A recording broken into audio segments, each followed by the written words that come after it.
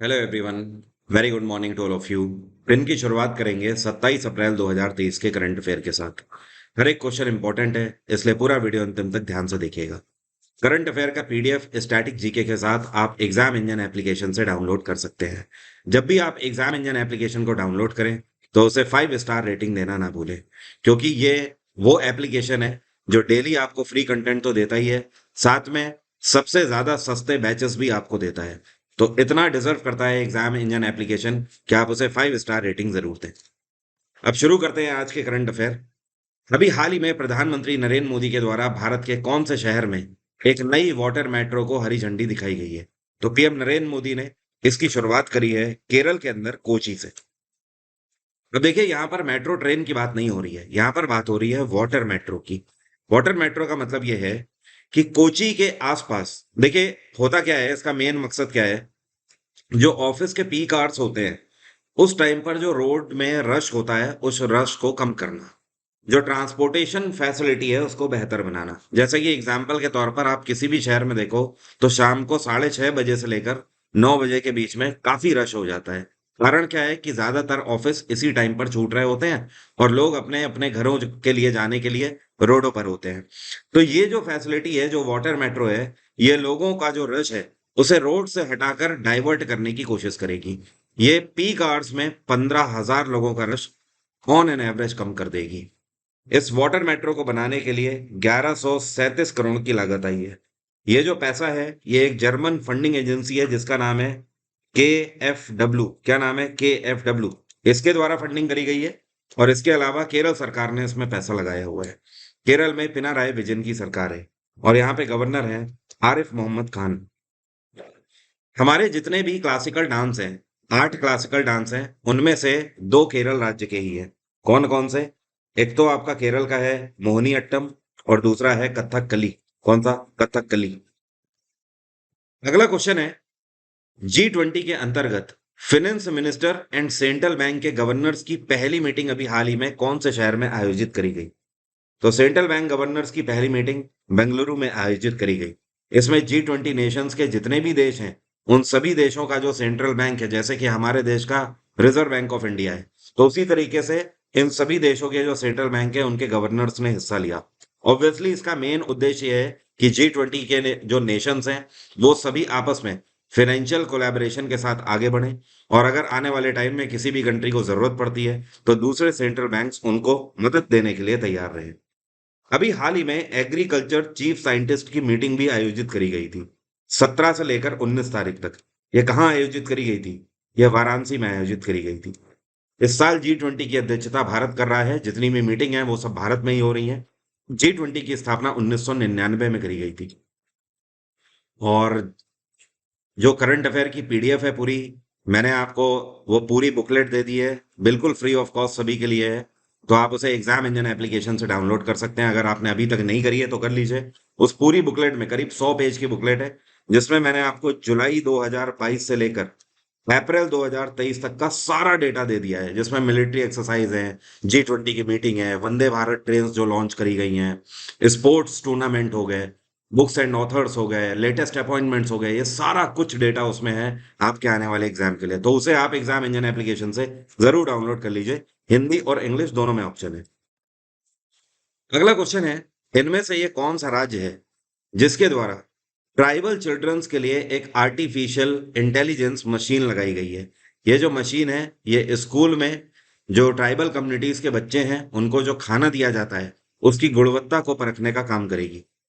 तो ये है महाराष्ट्र में एक नाथ जी शिंदे की सरकार। और महाराष्ट्र सरकार ने जितने भी ट्राइबल कम्युनिटी स्कूल हैं उनमें ये मशीन लगाई है। अब ये मशीन किस तरीके से काम करती है समझिए। जैसे कोई बच्चा है, उसको मिड डे मील वाला खाना मिला, अब उसके हाथ में थाली है, आपको थाली ले जानी है इस मशीन के सामने। ये मशीन उस थाली की पिक्चर ले लेगी और उसके बाद ये बता देगी आपको चंद सेकंडों में कि आपके फूड की क्वालिटी कैसी है, गुड, बेटर, बेस्ट या वर्स्ट। ये सारी कंडीशन ये मशीन आपको बता देगी।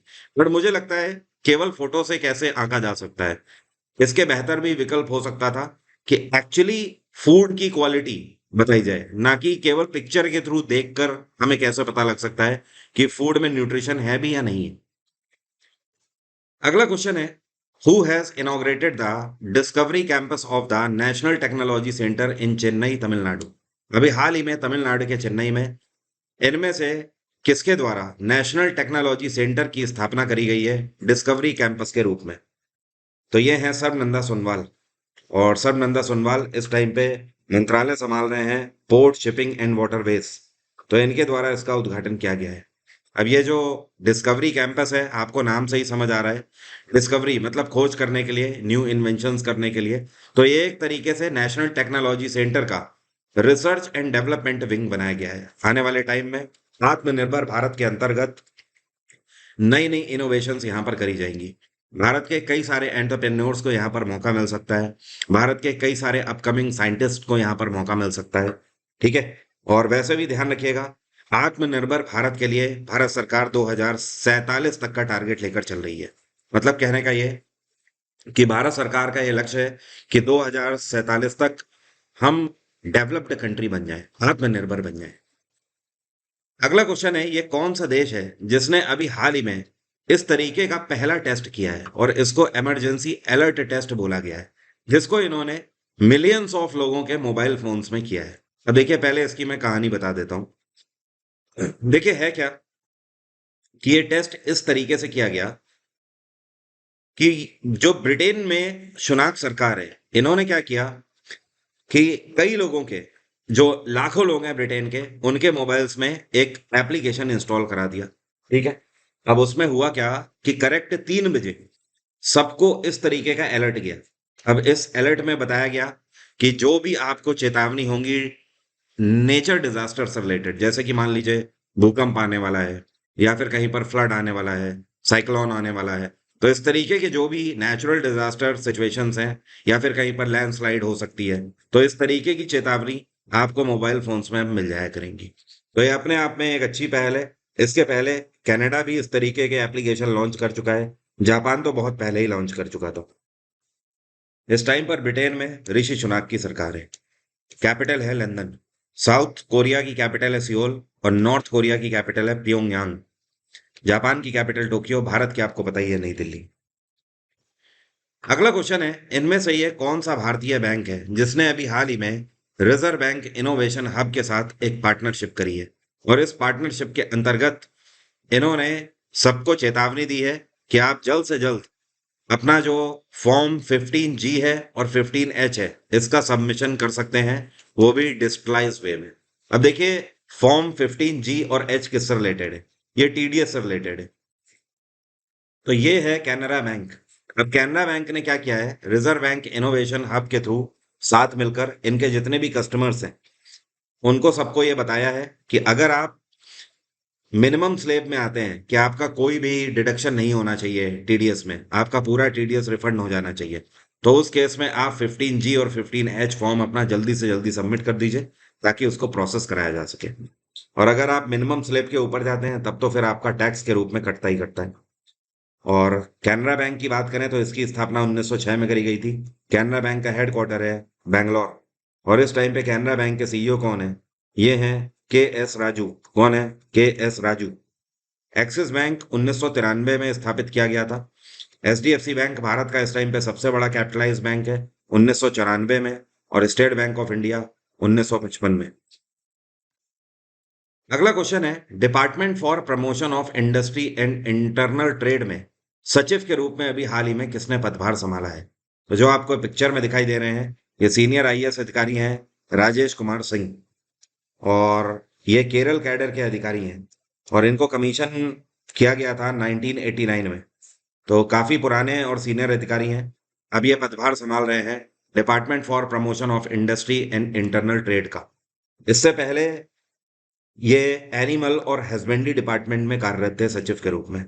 इन्होंने किसको सक्सीड किया है? तो ध्यान रखिएगा, इन्होंने IAS अधिकारी अनुराग जैन को सक्सीड किया है। किसको? अनुराग जैन। और अब अनुराग जैन का ट्रांसफर कहाँ हो गया है? अब ये चले गए हैं ministry of road transport and highways में। अगला क्वेश्चन है, अभी हाल ही में लॉक्ड शील्ड एक्सरसाइज 2023 का एडिशन अभी हाल ही में इसका लॉन्च किया गया और ये एक्सरसाइज नाटो के द्वारा कंडक्ट करी गई। लॉक्ड सील दुनिया की सबसे बड़ी साइबर डिफेंस एक्सरसाइज है तो ये कौन से देश में आयोजित करी गई? तो इसका आयोजन किया गया एस्तोनिया में। और एस्तोनिया की कैपिटल क्या है? इसको बोलते हैं तल्लिन। क्या बोलते हैं? तल्लिन। तो तल्लिन में ही इसका आयोजन किया गया। नाटो दुनिया की वो संस्था है जो कि सबसे बड़े लेवल पर साइबर डिफेंस एक्सरसाइज कंडक्ट कराती है। और ये आज तक की सबसे बड़ी साइबर डिफेंस एक्सरसाइज थी। इसमें नाटो के सभी कंट्रीज को अगर मिला दें तो टोटल सभी कंट्रीज से 3,000 से ज्यादा पार्टिसिपेंट्स ने हिस्सा लिया है यहाँ पे। नाटो जिसको बोलते हैं नॉर्थ अटलांटिक ट्रीटी ऑर्गेनाइजेशन, इसकी स्थापना 1949 में करी गई थी। इसका हेडक्वार्टर है बेल्जियम की कैपिटल ब्रसेल्स। नाटो के इस टाइम पे प्रेसिडेंट कौन है? तो इनका नाम है जेंस स्टोलनबर्ग। क्या नाम है? Gents Stoltenberg. पिछले ही साल इनको अपॉइंट किया गया था। और फ्रांस की कैपिटल क्या है? पेरिस। ब्रिटेन की कैपिटल लंदन। और यूएस की कैपिटल क्या है? वॉशिंगटन। फ्रांस में इमैनुअल मैक्रोन की सरकार है। और ब्रिटेन में ऋषि सुनाक की सरकार है। अमेरिका में जे बिडेन की सरकार है। अगला क्वेश्चन है, यह कौन सा राज्य है भारत का जो कि हर साल 23 अप्रैल को होमजोम दिवस के रूप में मनाता है?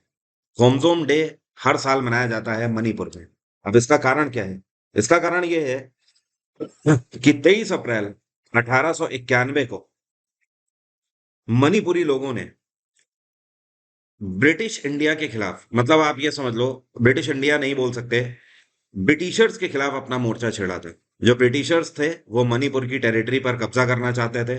तो मणिपुरी लोगों ने अपने पूरा जोर शोर दमखम दिखाया था इस टाइम पर ब्रिटिशर्स के खिलाफ, और उन्हें नाको चने चबवा दिए थे। तो ये वो लड़ाई थी जिसमें बहुत सारे मणिपुरी वीर गति को प्राप्त हुए थे, जिसकी वजह से उन्हें याद किया जाता है। और दरअसल ये जो युद्ध हुआ था, ये युद्ध मणिपुर का डिस्ट्रिक्ट है जो थौबल डिस्ट्रिक्ट, उसके अंदर हुआ था, खोंगजोम में।